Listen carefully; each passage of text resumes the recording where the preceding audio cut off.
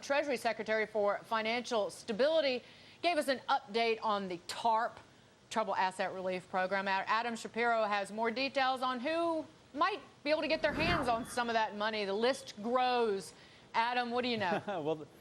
Well, the list includes AIG. Mr. Kashkari actually talking about that right off the top, saying this was a one-off event, what the government has done, restructuring the bailout of AIG. And here's what he said, though. When he said it was one-off, he went on to say, though, but we may be able or have to do it again to avoid the systemic risk posed by other firms. Listen to what he said. In return, AIG must comply with stringent limitations on executive compensation for its top executives, on golden parachutes, its bonus pool, corporate expenses, and on lobbying. We recognize that the financial system remains fragile, and we continue to stand ready to prevent systemic failures. Now, one thing that Treasury is also doing, according to Mr. Kashkari, is these capital injections. Remember, the Troubled Asset Relief Program was supposed to be purchasing troubled assets. Instead, they've been injecting up to $250 billion into various banks nationwide. And here's what he said about when those banks are expected to turn around and start lending money to you and me. Given the complexity of executing these numerous transactions, it will take a few months to complete all of these investments. Second, although progress has been made in the last month, our capital markets remain fragile and confidence is still shaky. As confidence returns to our institutions and our markets, we believe banks will put this capital to use by extending new loans to credit-worthy businesses and consumers. But in Mr. Kashkari's speech, he said it could take several months before we start to see those loans being originated. Dagan? Adam, thank you so much for that. Well, joining us now to break down how many more companies might get money from the government or need money from the government, the future of bankruptcies in corporate America, Tom Ajamie, Ajamie LLP Managing Partner and Corporate Attorney. He is in Houston, Texas. Tom, great to see you. I look at General Motors and look at the state of its finances, and analysts out today saying that it's going to fall below minimum cash needs in the first quarter if it doesn't get help. AIG getting more help. Why not the automakers? Well, I think the automakers, Dagan, are up next anyway. You know, certainly we're bailing out everyone, it looks that way. I think the automobile makers are going to be bailed out. You saw Emmanuel himself come on, the new chief of staff, come on television and talk about how important that industry is to America. So they're going to get the handout too.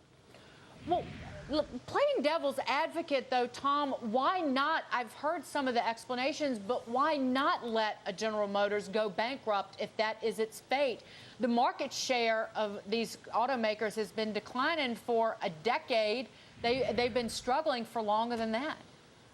Well, look, you're right. If we consider ourselves a real capitalist society, I don't understand really why we choose to bail out and sort of nationalize certain industries, but let other companies go out of business. If you're going to bail out General Motors, why aren't we helping out Circuit City, who announced it's going to go into bankruptcy protection? And there is a very good argument that some of these companies are just frankly poorly run, and they're really not going to learn how to run themselves if the government comes to their aid every time they have a $20 billion or $10 billion loss. What would a bankruptcy allow General Motors to do in terms of its union contracts, for example? Well, good question. And by the way, you know, bankruptcy is not really a bad word. I think we have to be careful. Don't forget, companies don't necessarily shut down just because they go into bankruptcy. You might recall, you know, Continental Airlines has gone through bankruptcy twice. What a bankruptcy allows you to do is just reorganize your company, stop paying some of the debts you owe, maybe wipe those out, and pay some of the debts maybe at a reduced rate that you have. So a bankruptcy for General Motors actually would be a good thing. Now, if you're a stockholder, it's not a good thing because you'll lose your equity. But as far as allowing them to kind of get a fresh start, clean out some of the old debt, reorganize themselves, rework some of their contracts, and probably come back a lot healthier company. Tom, one thing, put it in perspective for me, what are we looking at in terms of corporate bankruptcy filings this year or maybe next year, and compare that to previous downturns? You're going to continue to see an increase in corporate bankruptcy filings, just as you're seeing an increase in individual bankruptcy filings. I mean, I think the evidence is everywhere. There's tightening in credit markets. You know, like Warren Buffett says, you don't know who's really swimming naked until the tide goes out. Right. And that's kind of what we have now. We have a situation where the tough economic times are exposing companies who probably had too much debt, or companies whose products really didn't have a whole lot of a market share, and now they're starting to lose market share. Tom, one quick thing, because you're also in the securities attorney. Do you think that a lot of these money managers, maybe these bond managers, might wind up getting sued in this downturn?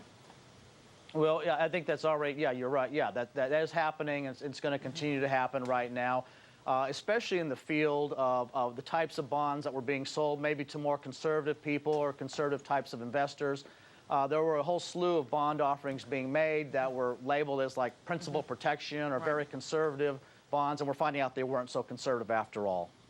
Tom, it was great to see you. You hit it all. Tom Ajamie of Ajamie LLP, an attorney, corporate attorney. Good to see you. Come back soon. Thanks, Dagan.